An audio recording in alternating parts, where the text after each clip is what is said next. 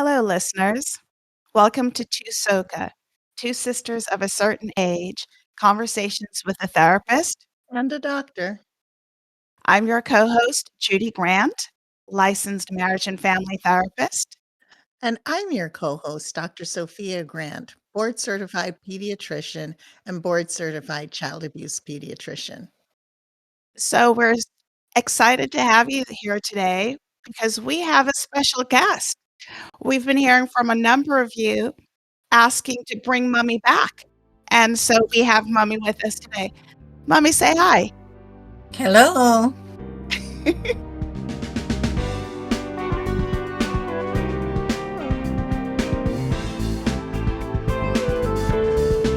So before we get into the topic that we brought Mummy to talk about today, let's just catch up, see what's happening.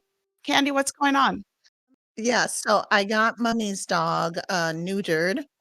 And the reason why obviously it's good pet ownership to get your dog fixed. But Mummy called me and said, Candy, I forget the dog fixed because the dog is a sex maniac. So Lammakin is missing a little piece of his genitalia, but he's a happy camper. Mummy, is he still as bad as he was before? No. Okay. You would go to Mummy's house and you'd be sitting at the kitchen table and you'd be wondering what was happening to your leg underneath the table. Right. Under, and there's Lammakin. Right. That's the reason why I prefer having girl dogs. Yeah.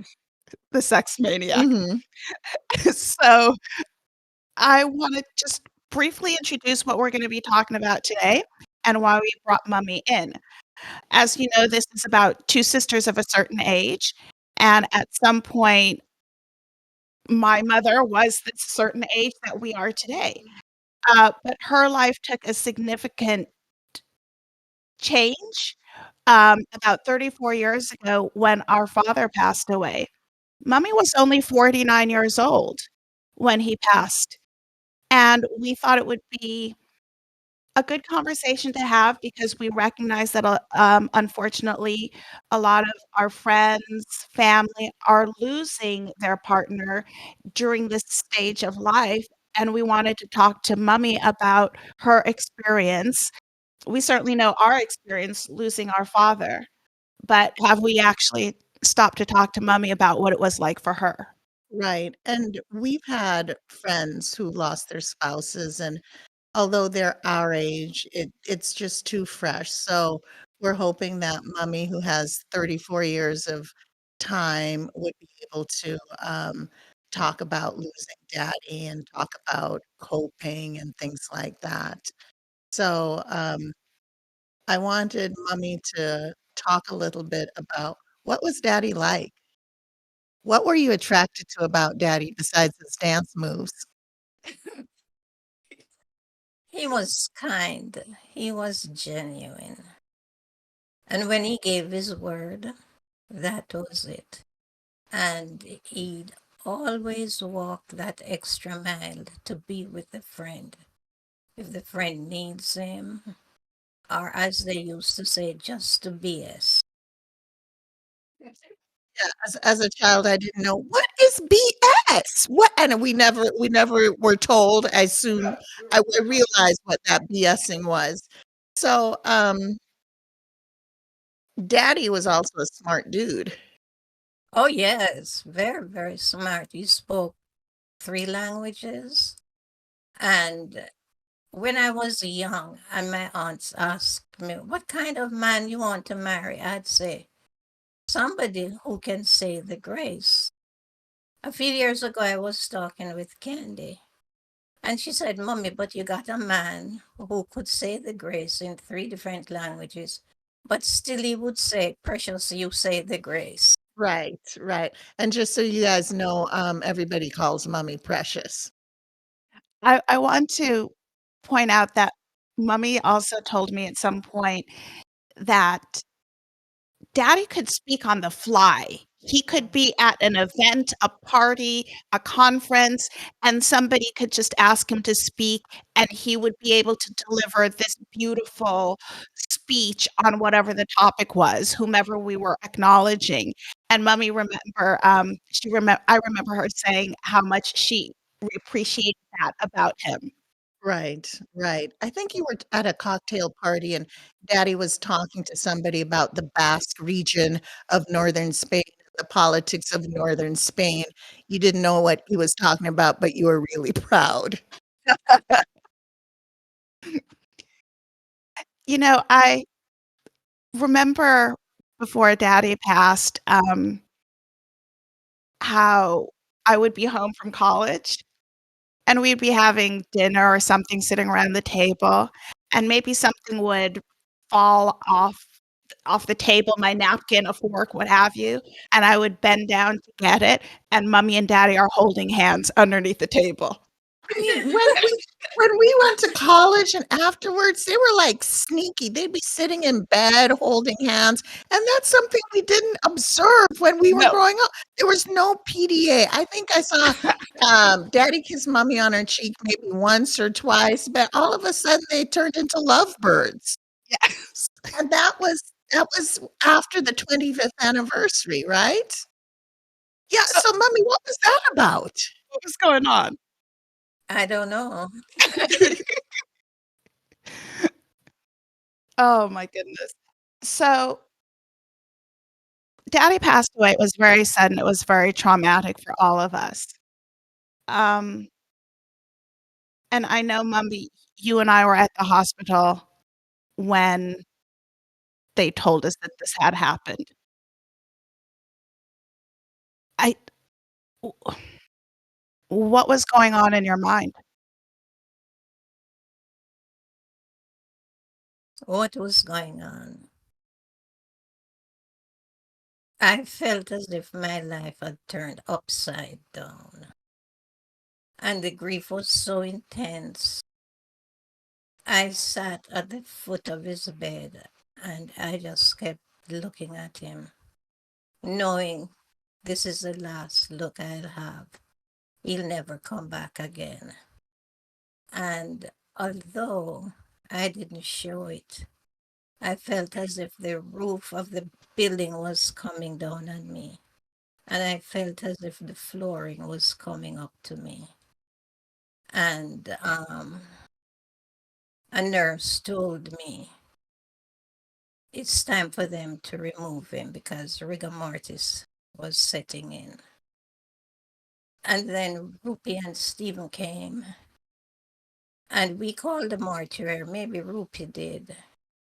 And then we went home and made the calls to people. Um, I felt that I had to be strong, How strong you can be in that situation, I don't know. But I had to be strong for my children. Well, Candy was working in San Diego, and she got in a few hours after, and she said an angel held her hand while she was on the plane. And then when I looked, I saw her going down fainting, and I couldn't catch her. I just moved out of the way to give her the space to fall. Yeah, I remember that because I came in the house and then, the Chambers, like Jeannie and Sonia, they were there, and, just having everybody look at me feeling so sad. It was so horrible, and the angel on the plane was an elderly woman, and I was on the plane, and I got on the first flight, and, this I told this woman what happened, and she just held my hand the entire time. And Steve picked me up from the airport, and Steve was trying to reassure me any way he knew how, and Steve was saying, "Candy, it's all right. He's all right. Candy, it's okay. He just looked like he was sleeping. He was so peaceful, Candy. He looked like he was sleeping." And that was Steve's way of reassuring me. And I mean, it was just horrible. It was horrible.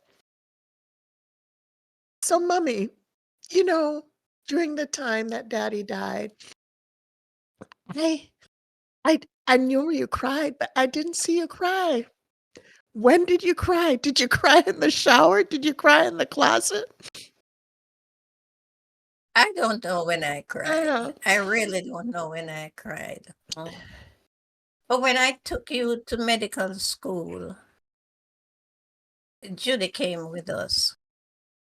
And I was doing something at your apartment. And I started to cry. And Judy ran and told you that I was crying. And you came in and you said, "Mommy, are your eyes sad?" And I said, "Yes, yes." I should mention that Candy started medical school the fall after Daddy passed. Daddy passed in July. and I started medical school in August. It wasn't even fall. It was, Yeah, yeah. it wasn't even fall. It was 3 weeks after your father Yeah, died. yeah. You know, Um, before we started recording this episode, Candy and I talked about what we wanted to talk about today. And she said, "We should ask Mummy if she wants to talk about this." And I said, I don't know if I want to. I don't know that Mummy wants to talk about it, but the reality is I it's don't know hard if for me. we wanna talk about I don't know if I want to talk about it. Yeah, so, you know, what was it like? Daddy had 2 funerals.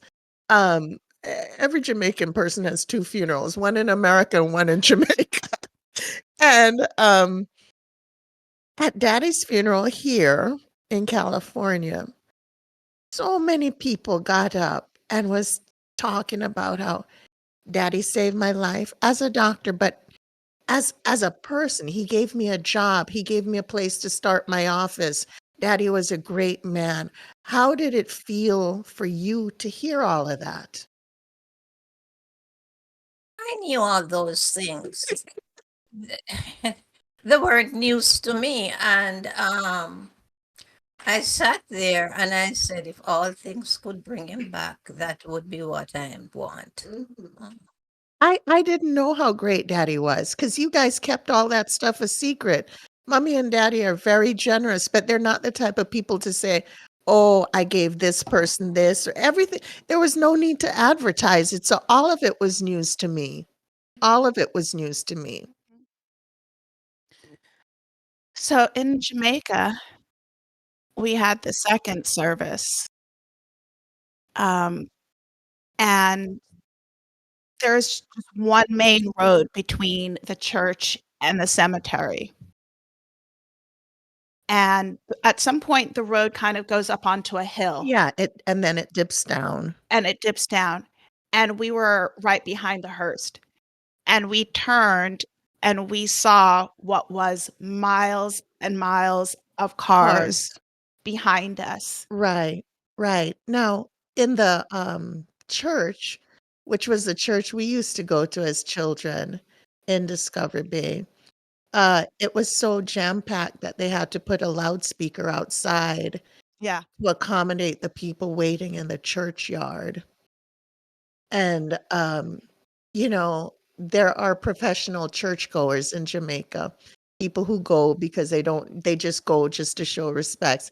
I remember there was a man singing off key, like, "Amazing Grace," and during that time, we were tickled by it, and I just think that things like that happen to kind of give you a little bit of lightness in the darkness. And, yeah, when we were getting in the car, there was a man, Cecil. Cecil was the guy in Jamaica who he was a fisherman, and he used to come to the house and ask Mrs. Grant which fish she wanted to buy, and then Cecil used to, put a hook in it and get the weight And then Cecil would clean the fish, and that was when I learned that fish eat other fish, because 'cause he'd open it up and another fish would come out, and Cecil was there, and we left Jamaica in '73 and Daddy died in '89, and there were so many people there. There was, somebody up country chartered a bus to bring people from up country, from where we grew up, and then we had mentioned on other podcasts that, when mommy packs a barrel to send things to Jamaica, she always has a store. Little boy can go bushing of this, little girl can go school, and there was a dress that I had sent down, I'd worn to a wedding, and I saw one of my cousins wearing that dress at the funeral. And it dawned on me that when we packed it, we didn't know that she'd be wearing it to Daddy's funeral. So, Mama, what are you thinking about as we recall these moments? Surprise. These are moments I recall very often, just by myself. And Mommy, what was it? I mean, you had 4 children. I was the youngest. I had just turned 21. How did you manage? You became everything. You still are everything to us. Well, I've always said when you go to a funeral and you see people crying, everybody's crying for a different reason. There is a story that I cannot say here. I'll tell you later about a woman's behavior at a funeral. I was just thinking that I have 4 children. I brought them into the world. They are my responsibilities. So I just have to stick by them to see that they make it in life. That's what I was thinking, because if it were in reverse, your father would be thinking the same thing too. But I think he would be more emotionally Oh, yeah. drained if I were the one. Yeah. Yes. I honestly don't believe that Daddy would have survived as long as you have survived if you had died first. I think Daddy would have died of a broken heart. And, in those moments when you're trying to justify the loss of a loved one, you say, well, better Daddy than Mommy, because I know I would lose 2 of them within a short space of time. Mommy mentions being strong. She didn't know what that was going to be like, but she knew that she had to be strong. Our mother was comforting other people at Daddy's funerals. Oh, yes, yes, yeah. I just have to, when we had the California funeral, one of my friends from college, he was crying at the funeral, and my mother was, was rubbing his back and telling him it's okay. And 30 years later, he still talks about that. He was like, "I was such a tool, man. I was such a tool." But, let's talk about what a Jamaican funeral is like. It's not like in the United States where, you the the burial, the lowering of the casket is done with where they cover the dirt and they put astroturf over it or anything like that. It's really raw. And the cemetery Daddy's buried in, it's like a little country cemetery filled with graves and goats and greenery. And we were at the graveside, and you sing hymns at the graveside. And I remember looking at Uncle Alvin, Daddy's younger brother, and he looked so frail, and I felt so sorry for him singing at his brother's funeral. He looked so alone, and I remember feeling so bad for him. Mommy, What did you think when you saw the coffin being lowered? The only reason why I didn't jump in there was because I had the four of you. Mhm. Yeah, and, you know, after the, coffin is lowered, ashes to ashes, you put some dirt on it, but you don't walk away. You watch until the concrete slabs are put in the crypt and, you watch them mixing the concrete and really sealing the crypt, and then you walk away. And then, of course, it's hot. I can't Who fainted? You fainted? Judy, you fainted, didn't I At some point, I had to leave. Yeah, Rippy took me to a to car, a and I car. laid down in the car. Right. I couldn't do it. Yeah. It's not a funeral in Jamaica until somebody faints. You know, that's just I mean, it has to happen, and as is the custom, we have, I guess Americans call it a repast, back at the house that we're staying at, and it seemed like hundreds and hundreds of people came. We had 2 caterers. Didn't we have 2 caterers come to provide food? And it felt like a carnival because it was like, this is your life. People were showing up that I hadn't seen. Remember, Patsy showed up, then Cecil showed up, then I saw Elizabeth Bryan, then Nikki, who used to live across the street from us. It was like, oh my gosh, all these people, not to mention cousins and relatives and things like that. And then Mummy, you made some type of speech, welcoming people and say, Rupert was a man who loved to have a nice time. So eat and visit and have a nice time. And then I heard Aunt Merle say, what a way the sister bossy and strong. Do you remember that, Mummy? So there were all these moments that, they were to like, we can laugh about it now. It wasn't just about the sadness. But then, I went to medical school. Judy, you went to graduate school. Rupi was in law school. And then you had to pick up the pieces. What was that like being home alone? Um, I missed everyone, but I told myself that you guys had to do what you're doing.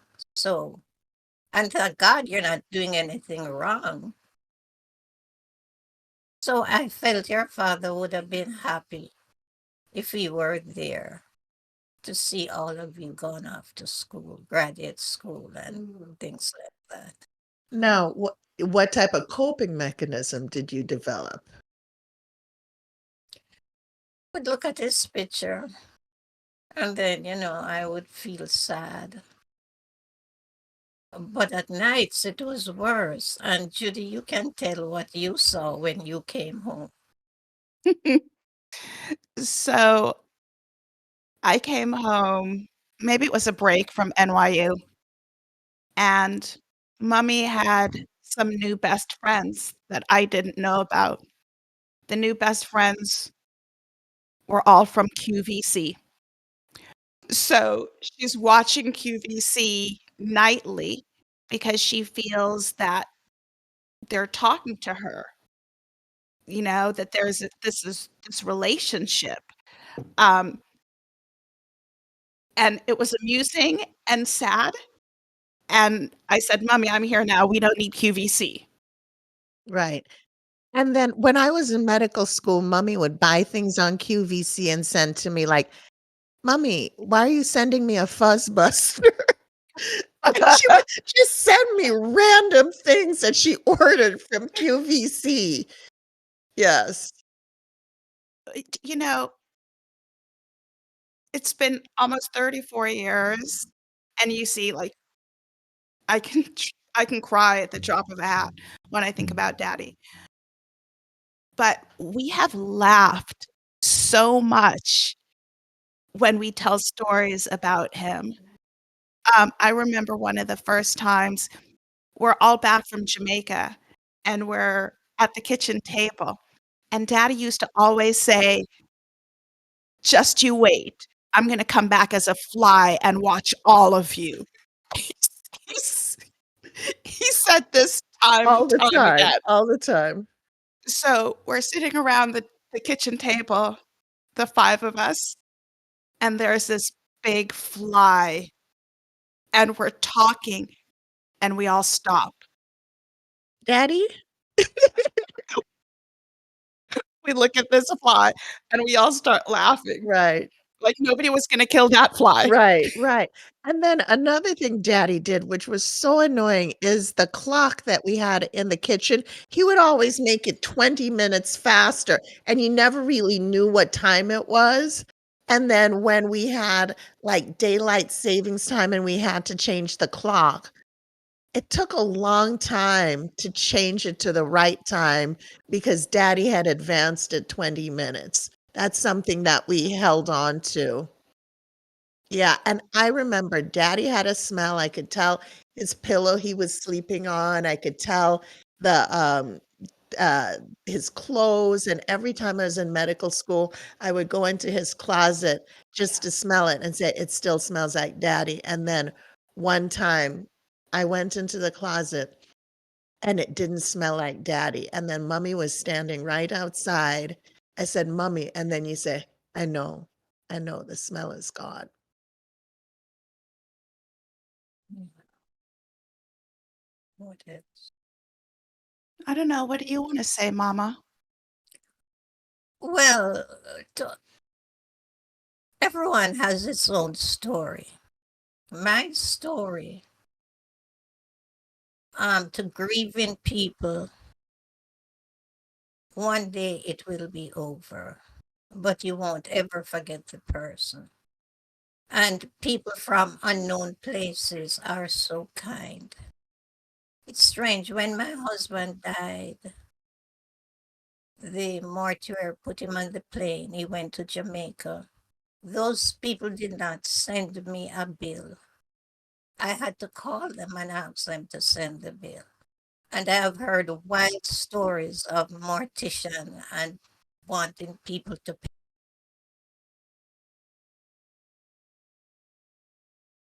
that through those people to show me that everything will be well in the end. And I Mhm. remember you called because to have people back at the house, and you called the party place where you used to do the rentals, and you said, "My husband died," and you broke down on the phone, and they didn't charge you. Yes, Yeah, yes, yeah. and, I know after Daddy died, you had some dreams. What Oh, were yes, what were the yes, dreams, these mommy? dreams. I would dream about him. And I had this dream, and he came back, and we were talking. I knew he had died in the dream. And then at the end, he said, I've never loved you. I,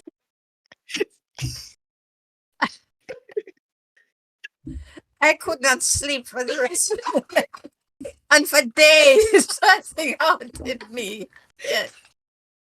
But you had that was like a recurrent theme that Daddy would be Yeah. leaving you or he never loved you. Those were her recurrent dreams. My recurrent dream was Daddy wasn't really dead. They took him to a rehab hospital and he's fine and he's coming back. And then, there's that one, and then I would have a dream that Mummy was pregnant, so I was gonna have more of Daddy, and then the funniest one was when I was at your wedding, you were getting remarried, and the man was a loser that you were getting married to. And I said, "Mommy, what is going on?" And you said, "It's the best I can do."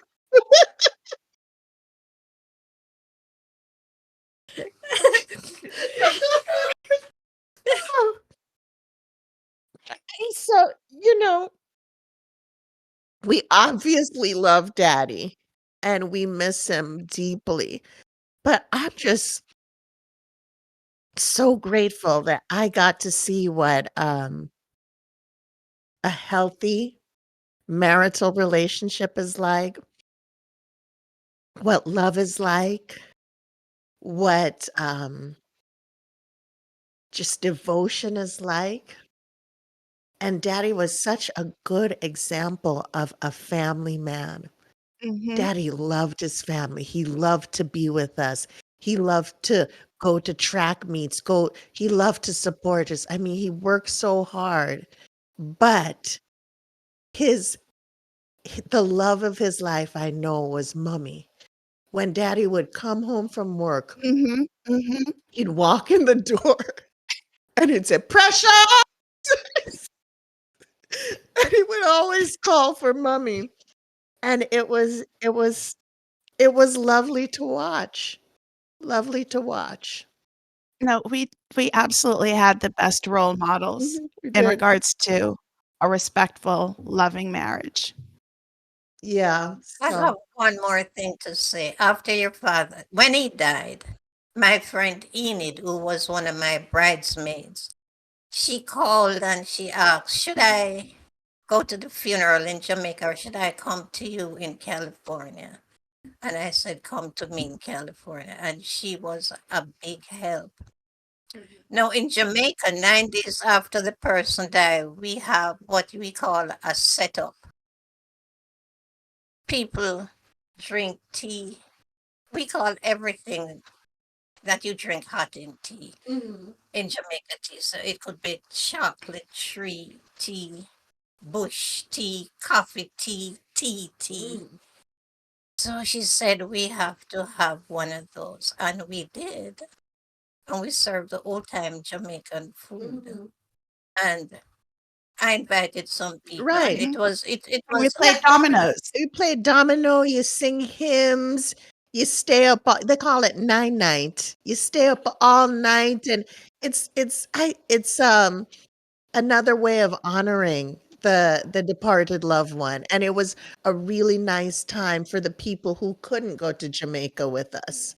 And, Enid was a bridesmaid in mommy and daddy's wedding. I want to share a story with about Enid and myself and a dream. You remember the dream? I don't remember. Mommy, you remember? So after Daddy passed away, Candy and I slept with Mummy. Enid arrived in California and she slept in my bedroom. One morning, I woke up and I said, I had a daddy dream. And in the dream, Daddy was wearing the pajamas we got for him for Father's Day from Nordstrom, blue with a red pinstripe. Remember? So I'm sharing this dream, and Enid wakes up and she comes downstairs and she said, I had a dream about Rupert last night. And he came into my bedroom, pulled the covers back, and saw that it was Enid. And in the dream, he said to her, where are they? And she said, they're with Precious. Enid woke up, and I forget what the time was, but let's say it was 1:24 in the morning. After my dream, it was 1:26 in the morning. Mhm. I asked Enid, what was Daddy wearing? Blue pajamas with the red pinstripe. Yeah, He was gone, but he was still with us. yeah, yeah. That's such a lovely way to remember daddy, especially because he always seemed to be in pajamas. He loved his pajamas, either a bush jacket or Pajamas, pajamas. yeah, yeah. But all these years later, I will call my mother and we'll be chatting, and she will say, "I miss your father," and it breaks my heart every time because I know how strong that bond was and how loved he was and she was. And there's nothing I can do to fill that gap. but we all still miss him.